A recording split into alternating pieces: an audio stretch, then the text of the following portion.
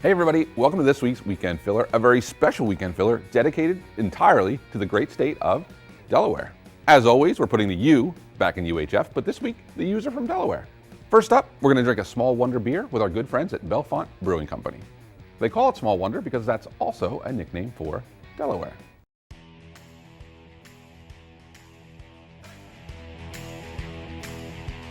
Hi, I'm Neil. This is Joe Bob, Brandon, and Kelly, and welcome to Bellefonte Brewing Company. So here at the brewery, we have 16 beers on tap at all times. We have some consistent beers and we have some rotational beers depending on the flavor of the week. We primarily focus on 4 larger beers that we distribute to local bars and restaurants. Our Small Wonder IPA, the Orange Street Ale, the Caymansi Kolsch, recent award winner, which is the Grateful Haze Porter. We have over 100 recipes for different types of beers, so if you come by, you might see some new faces, some new names. As per our namesake, Delaware is a small wonder. This is the small beer that is hopefully going to take over the state and be what people are looking for. Hello, my name is Kelly. I'm part owner of Bellefonte Brewing. We're hidden up here in the corner of an industrial park. It's a little hard to find, but it's well worth the trip. But the only true way to really experience this is to show up. And I'll see you then. I was serving the Marine Corps previously to being involved in the brewery. So anybody that's ever been in the service, separated from the service, retiree, if they're reservists or anything like that, you're entitled to a discount at our brewery because we thank you for your service. I'm Joe Bob. I'm the head brewer here. Been brewing for about 12 years now. And, it's awesome to experiment with all these beers. Every week I come in, it's something new. But every week we figure out a new beer to make. And just keeps things fresh, things lively here. All right, so we start off here in the hot liquor tank with about 165 degree water. It gets mixed in this insulated tank with the dry grain to settle at about 150 for an hour. Ultimately, it gets pumped over into this vessel here where it's boiled and all the hops are added, any kind of spices or fruits that need to go in there, any extra sugars to sweeten it and dry it out. Okay, the second half of my brew day consists of transferring the beer into these fermenters after it's chilled down, and where they will sit for about 10 days. They get cold crashed, carved, kegged up, and served to the masses. Hi, I'm Brandon. I'm the taproom manager. We have a wide range of customers that come in here, very eclectic crowd. I'm Tim. I'm a regular here at Bellefonte. My favorite beer here is REF IPA. It started as a shed beer. The shed is where they originally started brewing beers here. Hi, my name's Kelsey. I love Bellefonte Brewing Company. I'm drinking their Small Wonder IPA. I love it. It's got good hop flavor mixed in with a little bit of maltiness. Hi, I'm Travis. This is Sue Ellen. This is our first time at Bellefonte, and my favorite beer is the Dark Wonder Black IPA. And mine is the Orange Street Ale. I really liked the flavors of the orange and the honey. The Dark Wonder, I love the fact that it wasn't too overpoweringly hoppy, even though I love hops, and it had a coffee taste to it that made it really smooth. I actually met these guys way before they opened, and I said, guys, you're right around the corner. You got to have a teacher happy hour on Friday. And they did it. Kids are welcome, dogs are welcome. Like, what more could you want besides dogs and like good people to hang out with?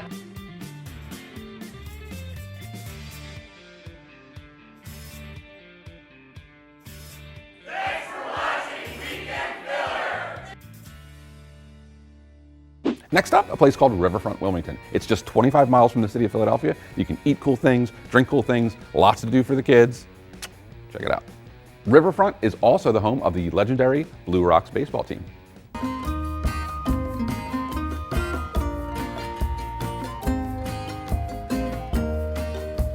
I'm Joe Valenti. I am the marketing manager with the Riverfront Development Corporation of Delaware.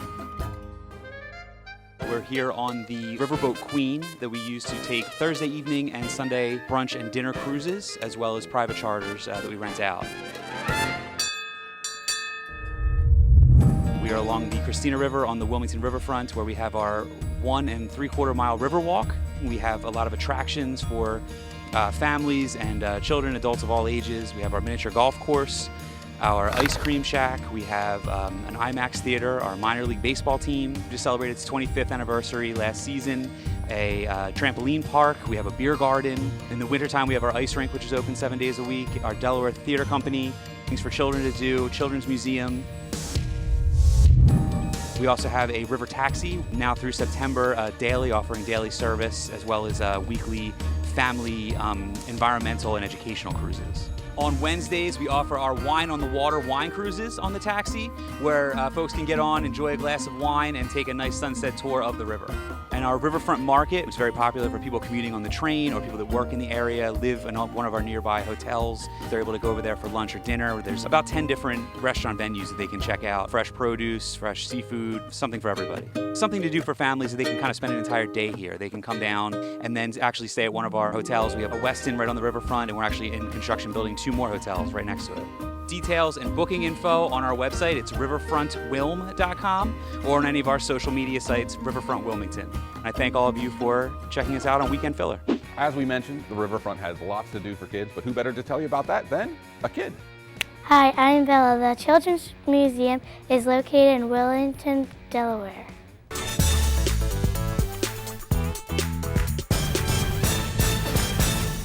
Hi, my name is Becca Verdon at the Delaware Children's Museum on the Wilmington Riverfront.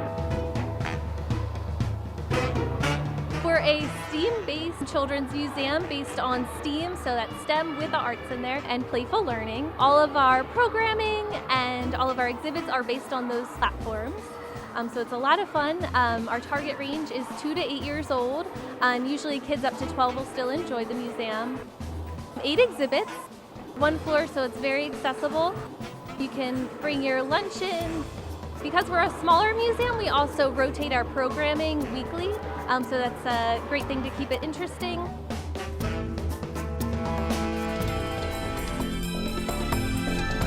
Our tree pavilion, it's a 350-year-old sycamore tree, which had fallen down in the Alapocus Woods right here in northern Wilmington. A local arborist had hollowed it out, preserved it, and his family donated it to the Children's Museum.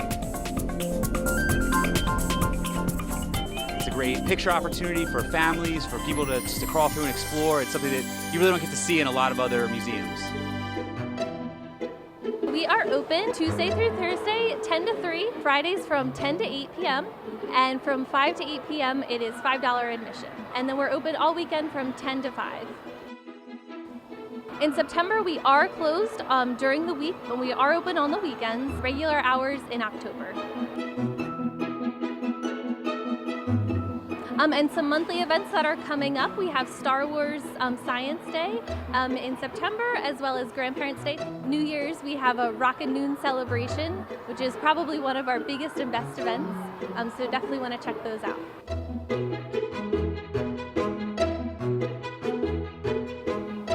At the Delaware Children's Museum on the Wilmington Riverfront. Thanks for watching Weekend Filler.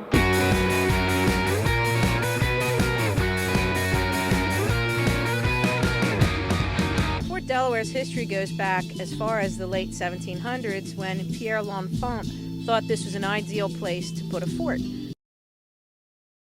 Welcome back, Fillerinos. Next up, we're headed on a class trip to Fort Delaware. Fort Delaware is located on a thing called Pea Patch Island. You have to take a ferry to get there, and bonus, it's haunted.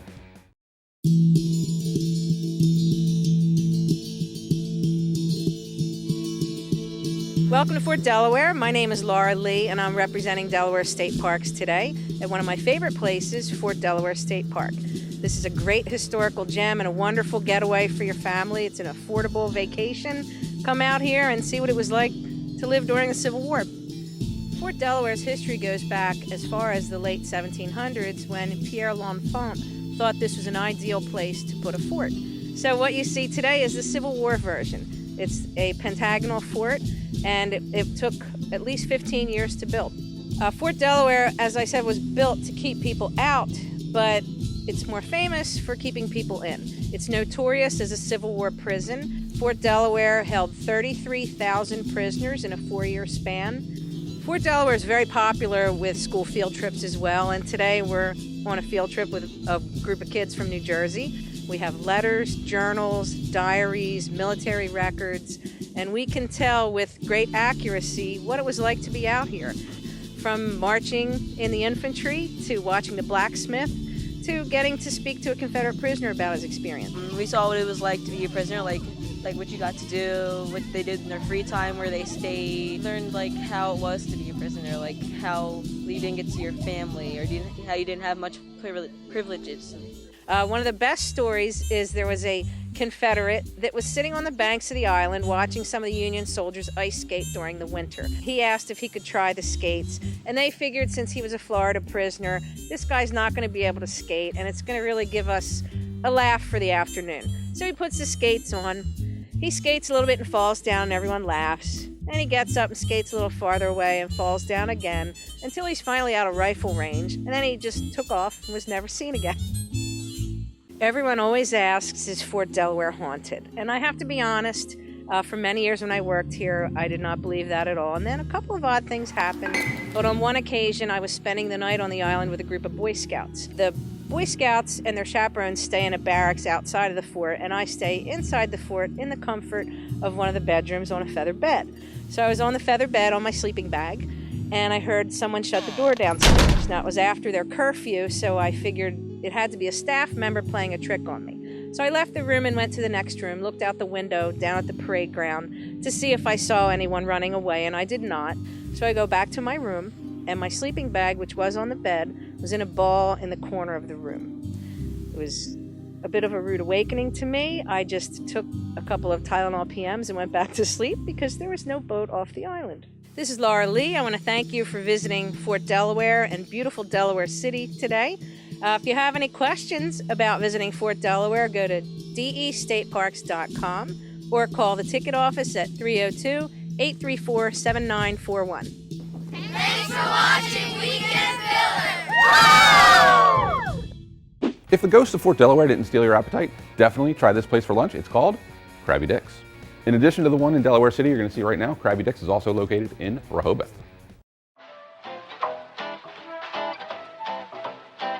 Hi, my name is Ryan Camphor, and I'm the general manager here at Crabby Dick's in historic Delaware City. We are a family all-American seafood restaurant. This is the Delaware City Hotel, which was built in 1826, right before the American Civil War. And this hotel has tons of history in it. Lots of soldiers and stuff that have stayed here during the war. During Prohibition, this was where bootleggers stored their alcohol. Later on, it became a brothel. And now it is Crabby Dick's restaurant. So Crabby Dick's started as a t-shirt shop in Fells Point, Baltimore, and crabs are just a very historic part of Baltimore and Maryland, so that's kind of where the name came up from. Not connected to the brothel in any way, no. What we're most famous for is our crab cakes. We have been one of the best crab cakes in Delaware, I think like 8 years in a row. So we do have a variety of balls here, most famous for our crab balls. We have rooster balls, we have corn balls, hush puppies. If you really want to try all of the balls, you want to get the Feast of Balls.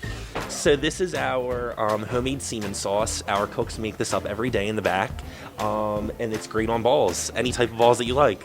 Our owner, John Buckley, he is actually the former mayor of Delaware City, and he really turned this town around. You can book different parties. We do anniversary parties. We've had weddings here. We do birthday party, anything like that. I mean, it's such a fun place, and it really is. And the staff here, I mean, I give it 100% to the staff. The staff is absolutely amazing. I couldn't ask for a better staff. Hello, my name is Jimmy Johnson, and I'm a chef here at Crabby Dick's, and I've been here for 13 years. And also, I make specials, daily specials, of various things from what we have in the kitchen. I come up with the daily specials on what we have, ranging from pasta dishes to fried foods to sandwiches, and maybe some things that we already have. Just make a little twist on it. Mostly all our sauces are made in-house. Rarely do we ever buy anything at a house, but mostly everything is scratch made. I love it here. I wouldn't rather be no other place than here. We do have a ghost here. We call her the Woman in White. She was actually a woman who, she was married to the man who owned the hotel, and she actually hung herself on the top floor of the hotel, and this is all true.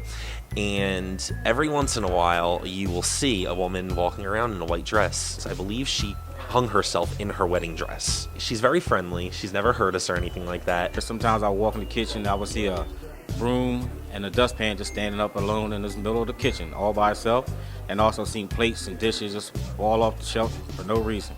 Every once in a while, we'll hear the kids running around upstairs and we tell them to go to bed. It stops and, you stop hearing the footsteps and stuff like that.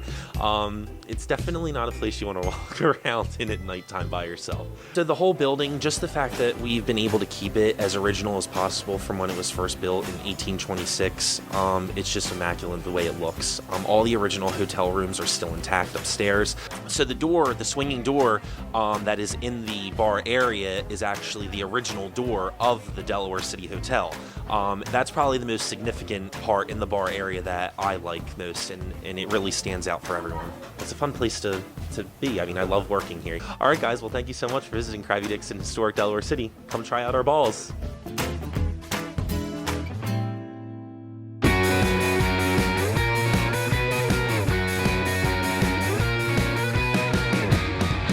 There are a lot of really unique objects in the Marshall's mansion, but you really have to see them in person to do it justice.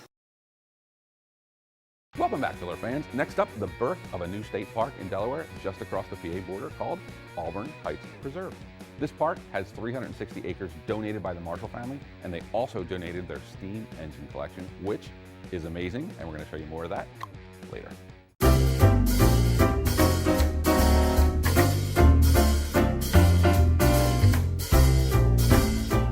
Hi, my name is Laura Lee, and I am the park superintendent here at Auburn Heights. Auburn Heights Preserve is Delaware's newest state park, and we're really thrilled to have you here. Auburn Heights Preserve is a partnership with the Friends of Auburn Heights Preserve and Delaware State Parks. We have not only the largest operating collection of Stanley Steamer cars, we have a miniature train that provides rides to the visitors on special event days. And then we also have the wonderful Marshall Mansion, which is home to 3 generations of the Marshall family history. Auburn Heights Mansion is a building that was constructed in 1897 at a cost of about $11,500, a bit lower than it would cost today. One of the unique things about the house is that it is fully furnished with the original Marshall furniture. Our collections reflect 3 generations of the Marshall family, so we have pieces anywhere from the 1700s right up into the 20th century. Hello, my name is Aaron Ferguson, and I'm the Interpretive Programs Manager here at Auburn Heights Preserve. Let me take you through the Marshall Mansion. This mantelpiece was actually from a catalog from Philadelphia, built in 1900. The Marshall family, they were Quakers, and so they lived simply, simplified a lot of things in the house. But this is the one exception. The Marshalls were in the paper milling business, and they wanted a piece to sort of impress because they would do business out of the house. And in fact, one of the family members came into the house and said that this doesn't look very Quakerly.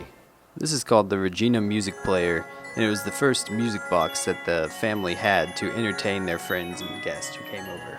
There are a lot of really unique objects in the Marshall mansion, but you really have to see them in person to do it justice. House tours are part of our main event, Steamin' Days, which we hold on the first Sunday of every month from June to November. And that's an opportunity to not only tour the house, but get to see the car collection, get a steam car ride on the train, have some popcorn made from a steam-powered popcorn machine. The mansion itself and the property has become very popular for special events such as weddings. So we're renting it out quite a bit, and that helps to support the initiatives of the park. Thank you so much for visiting Auburn Heights Preserve, and we do hope to see you here soon, whether it's at a Steamin' Day or maybe at a wedding.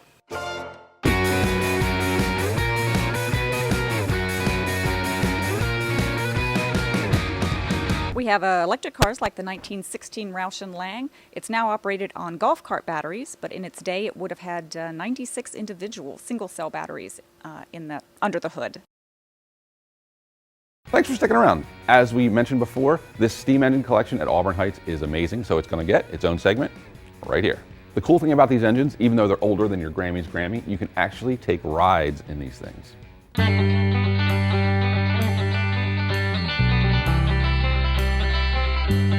Hi, I'm Susan. I'm the director of the Friends of Auburn Heights Preserve, and we operate the Marshall Steam Museum right here in Hockessin, Delaware. The collection really began with Clarence Marshall. He was the Stanley dealer for the state of Delaware and southern Chester County from 1910 to 1920.